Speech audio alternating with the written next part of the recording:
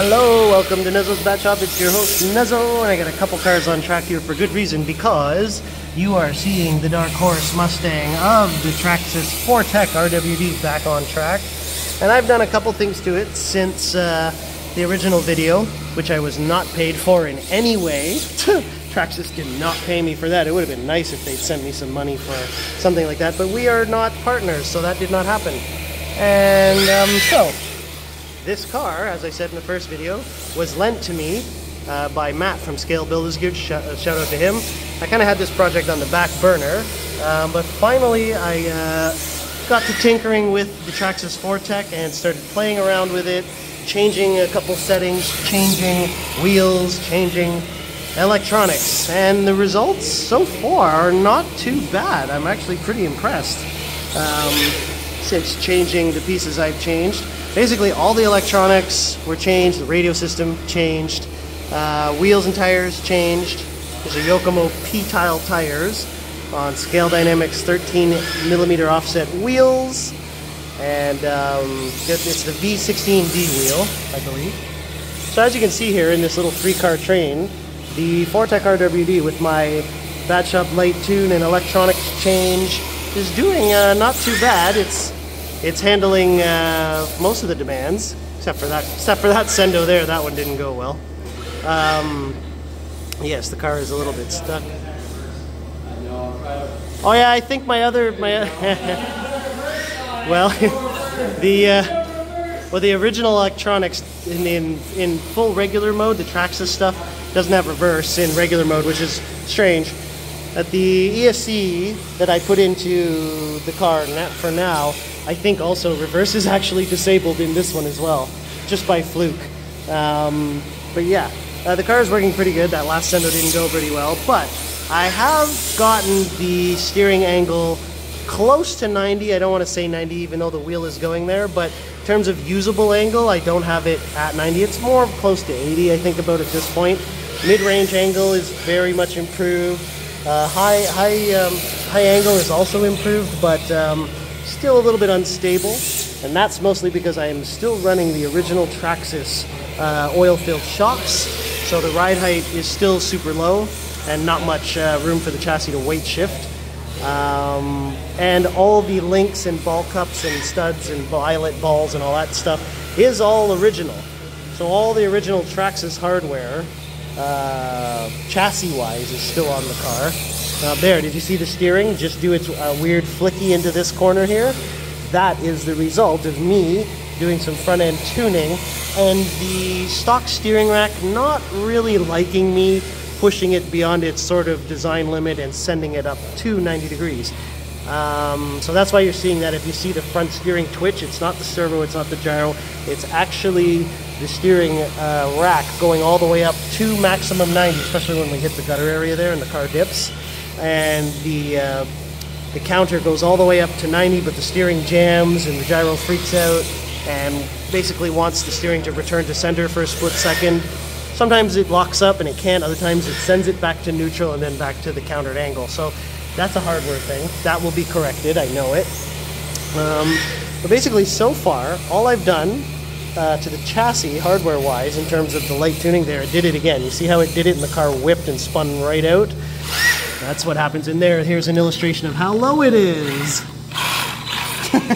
Still with the factory suspension. So that's why you're seeing that little twitchy there. But otherwise, it is actually moving with some pretty good pace. When we were driving it just by itself before I started the video, it looked like it was still a bit down on pace, but it's going quite well.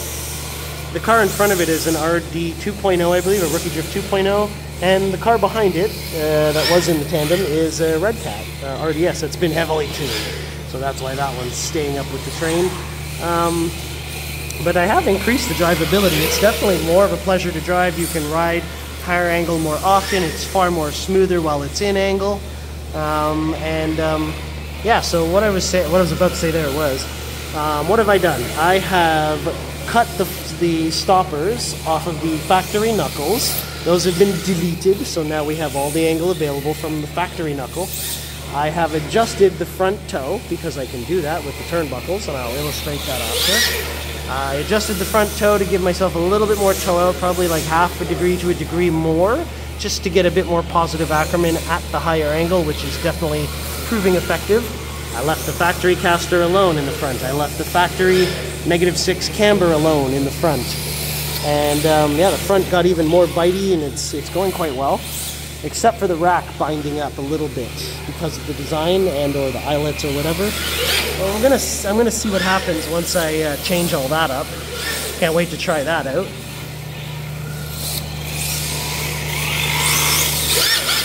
Yeah, I wanted to go in for a bit of a close-up there, get you some better shots, but you can see the maximum angle working a lot better now, and how smooth the car is. Look at it on angle. How much more smoother it is. The boys are even saying here, I got a couple of test drivers today that are helping me today, or tonight, right now with this video. Currently, Joey, my buddy Joey, is driving the Traxxas right now, and he is sending it. And what have I done to the rear of the car? Well, I have not done much other than alter the rear camber, which I matched for our track, which I believe should be -3 here in the rear. Left all the rear suspension alone otherwise. I don't believe I changed any of the shock positioning or the preload clips. I may have had to move 1 or 2 around because I remember seeing one pop off of the rear, so I just balanced things out and removed one set somewhere. Might have been in the rear because one side had 2 or 3 and the other side had 1 or 2. So it was out of balance, so I made it balanced. Regardless though, the ride height didn't change, and it just softened up the feel a little, but really made no real effective change that I can really feel myself. Just in theory, that's what would have, it's in the theory, that's what it would have done. Excuse me. So otherwise, yeah, I'm actually quite impressed with what it is. In this state of tune, this what I'll call version 1 light tune, that's a light tune. What electronics did I put in? I put in Sanwa, Super Vortex, Type D, the combo. I put in the receiver and ESC combo, got an MT4S Sanwa radio on it. I have my Bad Shop OMG Predator servo installed, and an OMG V4 Gyro, multi-axis, multi-mode. And it's in smooth road right now, so I'm in small gain mode, what would essentially be green on a Yokomo V4. So, yeah, you can see it's working very well, and it's just sending it. I think Joey's actually really enjoying driving it, because as a casual cruiser, it's really going good.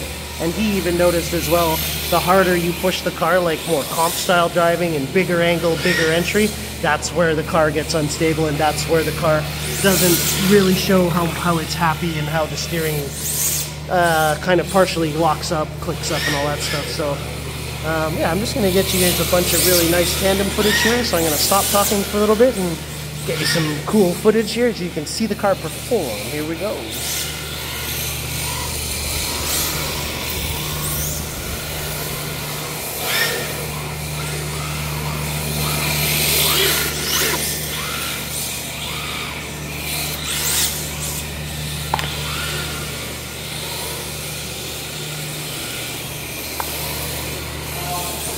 Whoa!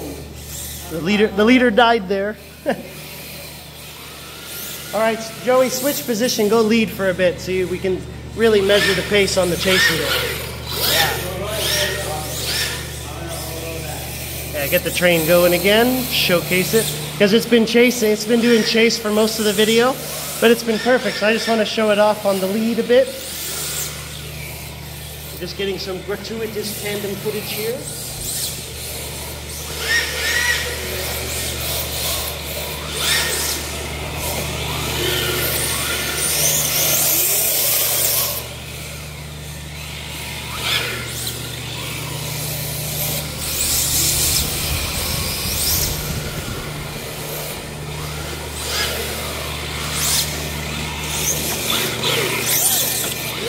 Probably saw the steering twitch out after he whacked the wall, but that's what it's been doing. That's a better illustration of it. So yeah, now just being chased by a Rookie Drift 2.0 with a tune on it. And you can see the pace is quite good actually.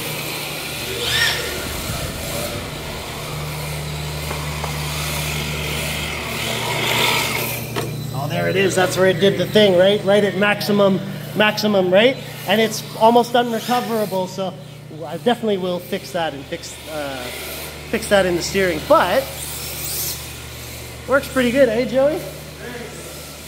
For the light tune and the electronics swap, I'm quite impressed. Night and day difference, Joey says. So yeah. Yep.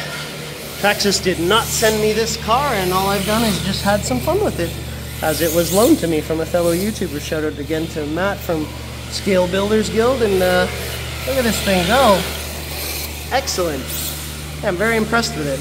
And as you can see, as I was saying before, the car behind the Rookie Drift 2, that is a Red Cat RDS. That does have quite a big tune on it, so that's why it's doing quite well in sticking with the train. It's got axons, it's got big electronics. We just put a diff in it today, a CLSD. It's got bits and bytes. The driver's still getting used to his new settings, so that's what you're seeing in the train there. But both of those other cars have no trouble catching up to them, so I think Joey's done driving for a bit, which is perfect timing, because now I can pull the body off and talk about the car. The homies are chilling in the back there. Look at that. Shout out to these boys here. Ash, and forget your name again. What's your name again? No, your name. Oh, Mark. Okay, yes. Shout out to Mark. My brain shut off there. I was trying to figure it. I'm like, you know when you've talked to a person for roughly like a month or two straight, but you can't remember their name because you never asked it? Never came up in combo, or you just forgot? But anyways, okay, we'll take off the Dark Horse Mustang body, and now I will showcase the car here. So, what have I done? Let me pull the battery out here so I can manipulate this car as I want. So that's that. Alright, so what have I done? You can see the toe out. I've increased it. Aside from changing the wheels, the Scale Dynamics V16D wheels. These are 13mm offsets, so many offsets. And you can see there's the toe difference. The wheels are sticking out more that way and that way. But if I crank the steering, look how far. Did you hear that there? Did you hear that click? That click there. And that's not the servo. That's literally all this bell cranking. Something is binding up in there. I'm going to investigate. I'm pretty sure some people already figured it out. And my first instinct is to change up all these eyelet style, look at them, eyelet style, these things. Ball stud with screw. I just want a standard ball stud, all one piece thing, and a different ball cup. So I'm going to change all that. The shocks I'm going to change over to Reeve D's plastic shocks from my RDX, since I have them sitting aside. They're threaded bodies. These are not. See, these got the little clip, preload clips, and they kind of pop out a bit easy. So yeah, that's how I know I already lost one. So for adjusting it, you have to use preload clips, and it's kind of annoying. I'd rather a collar. It's more precise in that way. But yeah, aside from the toe, and you can see how much angle I've increased just by, where is it here, deleting, see where I've cut it? Deleting the lower side lock stopper. And if you've noticed, some people were asking right away, but the question's pretty much been answered. Does a standard RC car wheel fit over the brake disc and hub? It does. It does pretty well. What you're seeing there is the rubbing on the arm. That's why the wheel's stopping more quicker than rolling free.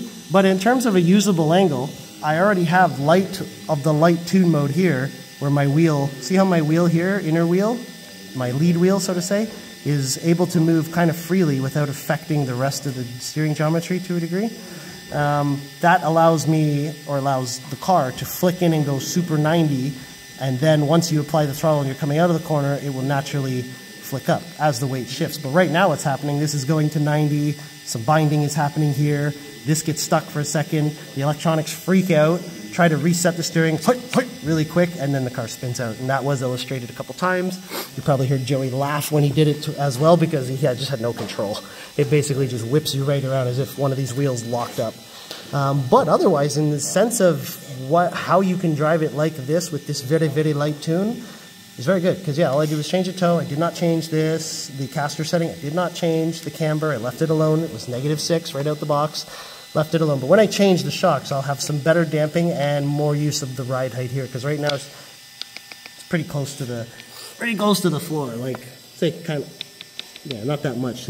So the rear has a little bit more available, but when I change the shocks, I'll have a more fluid flow here of a lot more travel and damping available. So in the front, that's all I did. Now moving along, I'm going to get to the electronics in a minute, but what I did was, for battery, people were wondering, oh no, it's a big battery tray, oh no, how am I going to run a Shorty? What will I ever do? Well, Traxxas has this cool thing where 23mm on one side of this battery holder, and I chose this side because the other side, if we can get under there, dun, dun, dun, dun, I did the thing, focus on, it won't focus, but that says 26mm right there. But basically, this battery mount, you can flip it, and you can run like a taller or a smaller battery, like 2-cell, 3-cell, whatever. But when I flip this to the 23mm on the top side, see how this is already holding the battery in place? You can already see it. It's trying to push onto it. And when I flip it in, this battery, I have to really force it to move it around. So it holds the battery in place. And look, focus, the weight, more rear. What do you know? Isn't that amazing? And that's a quick little, easy little thing to do. Just by putting a smaller battery, flipping this, and then it'll stay there. You really want it to stay there, put a piece of foam there. Done. Way go. So that's an easy weight shift mod right there. So that's also why this car is driving a bit better, because instead of the battery weight going all the way up here, it's now just concentrated back here. Brilliant. So that's the battery. I'm going to get to the electronics in a second. That's the battery. In the rear, I didn't change anything except for the rear camber, like I was saying. -3 to match our track. There it is. Right? No real camber change under loading, which is nice. I like to see that. So it's also why we have a good amount of grip. And the roll-on camber is just right for now because it's working very good. And we're getting good amounts of pace, as you saw in that video, or earlier in this video, I should say. So that's the other thing. Rear camber changed to -3 to match our track for the polished concrete here because it's slippery. Got to generate grip. Yeah, and all that's untouched there, so that's all the same. I think maybe they used to have 3 clips here, and now it's down to 2 because I lost one, or one fell out, and so I wanted to match it, so that's all I did there. But that wasn't really a tuning preference, just more of, oh, I noticed I'm missing one, okay, I'll take one out, we'll be fine. And that was that. And then, other than those modifications to the chassis, everything else under here is still the same, still a big plate. I'm going to talk to Mr. Bingo and see if he's going to make a Bingo Traxxas plate. Yes, it would be very cool, very, very awesome. That is going to be something I'm going to talk to him about. However, until then, electronics. So, as you can see, fancy electronics. Basically, I got rid of the EcoBoost 2-liter rushed motor, NA, you know, the EcoBoost 2.0-liter boy, and I installed the big V8 Coyote motor. Possibly one of the factory option built ones, because this has got a lot of jam in it. As you heard, lots of boost and everything. And this particular thing, ESC and receiver combo, this is the, where is it? Can I even illustrate where it says it? No, yes. Oh, there it is in the front of it. Ready? There. So you see it there? It's the SV Plus Type D. Where is it? There it is, SV Plus Type D. The Super Vortex Type D. This is the combo because it has the receiver built in. See, look, there's steering and there's auxiliary 2. Can't do the gyro on the auxiliary 2, or at least I couldn't get it working. There is a way to get it working. I couldn't get it working fast enough because a lot of the rev limit and special boosty stuff, etc., runs off the auxiliary 2, the Sanwa SSL technology, which this has. So SV Vortex, ESC, fancy boy. Big brain to control the big V8 motor here. Speed Passion Dokyo Drift Spec 3.0, 10.0. One of my favorite motors on boost, and I've had this since I feel like 2016, 2017. This has been in my collection for some time, but I love it, and it only gets put in certain things. And well, it ended up in this car, and it's actually a good fit. It works really well, both sound-wise and power-wise and wheel speed-wise, everything. It just works, man. And what else did I finish it off with? OMG Bad Shop Edition V4 gyro from OMG. Purple, of course. It was one I had sitting around. And I think I may have mentioned it somewhere. No, this is the only video within it. You can see it. There's those Bad Shop in there. Focus, bud. Hey, focus. There it is. Bad Shop Edition, the OMG Predator. So we have super fast steering response, super high gyro response. I don't have the third channel gyro thing plugged into here because I was saying I couldn't get it working properly. But based on this and based on the way we were driving it and the feel we had, we feel like 60 to 65 gyro percentages was applied. That's roughly what we feel gyro-wise on it. But otherwise, yeah, it works fine, works great. And that's really all I've done to it. Let me get a better shot of my cut up. There's the cut up knuckle there and the bottom side of her. Right there. Look, waterproof bearings. I say waterproof, sealed bearings, so you could send it through the water, which I was actually thinking about doing before I changed the electronics, but I was like, I better not, it's not my car. It's just on loan. But yeah, that's this is my version 1 Shakedown, version 1 light tune by, I'm just trying to word that properly. It's getting late, okay? So Bad Shop version 1 V-Tune by me, Nezo, and there's gonna be more. She's gonna get the shocks, we're gonna play with all this. I kinda wanna change all these and these balls. Turnbuckled links, yes, but get rid of this style of eyelet, ball, and screw thingy, just Traxxas ball cups and studs. I want to get rid of those. I think that's partially contributing to our binding issue up there. And back here, as we know, this is a factory locked spool. Traxxas, I did look it up really quickly. Traxxas makes many many gear diffs for their cars. They make ball diffs as well for some of their vehicles, but I don't know, I didn't find it quick enough if they make a ball diff for the Vortex.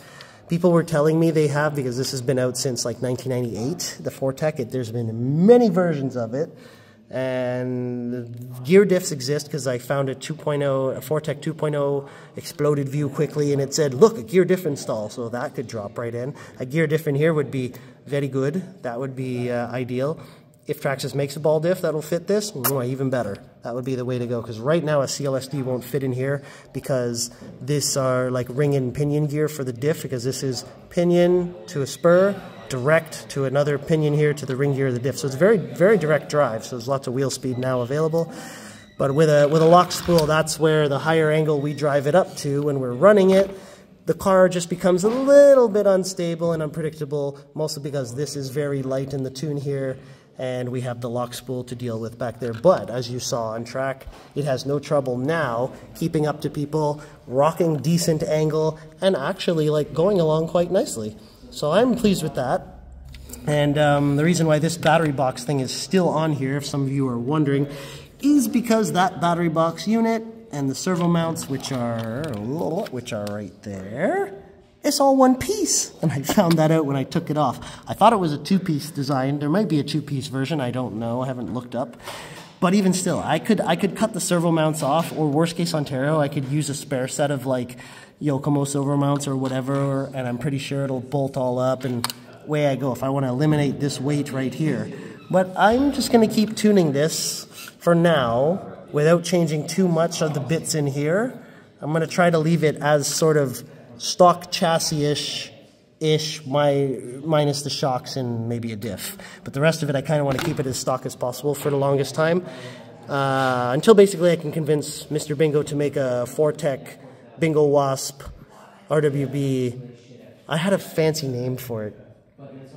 I can't remember. Anyways, I'll think of that. And that would be cool if we get a Bingo Wasp on this. I would change the whole car, bring it alive even more than it already has come alive.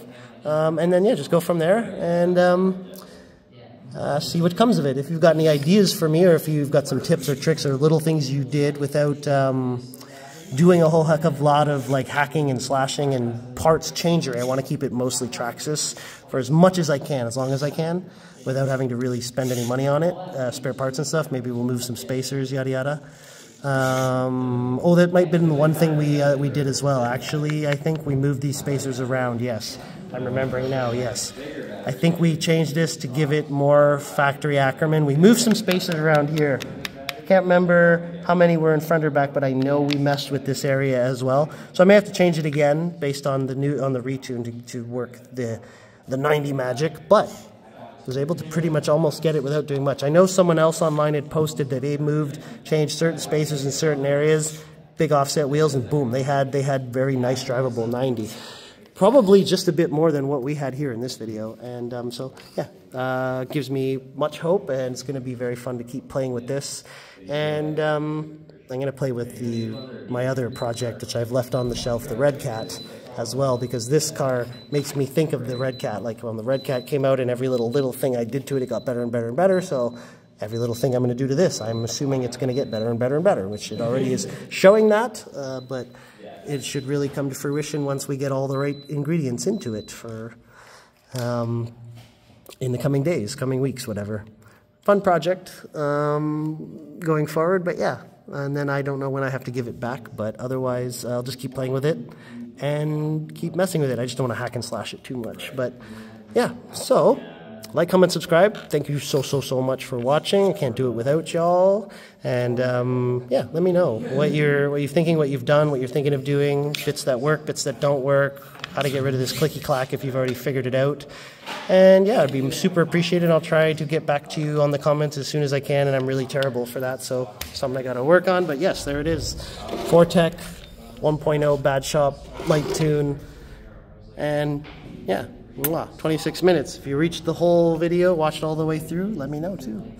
We'll catch you next time, and yeah, stay tuned for more. Bye now.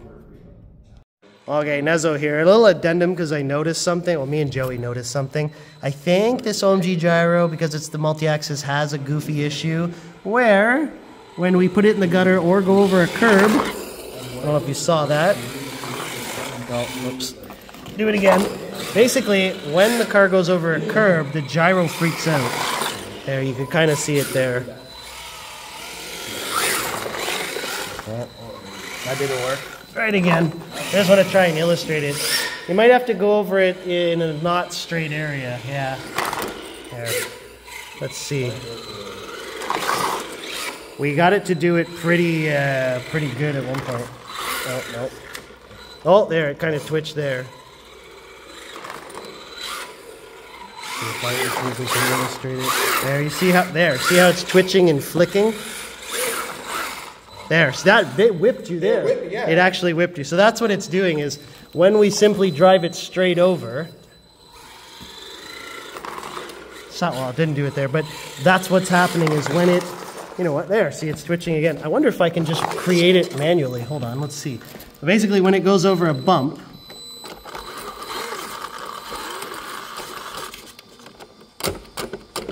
no, okay. I thought I could create it manually. Try again. A little bit of twitch. But that's what's happening. So I'm going to change the gyro for my next video, because we just did it here where we drove the car into the gutter and then over this curb, and we literally watched the wheels reset 2 or 3 times back to straight. Although it's not doing it now, of course. But I just wanted to film the... There. See it? See it go like left, right, or whatever? Yeah, that's the gyro, actually.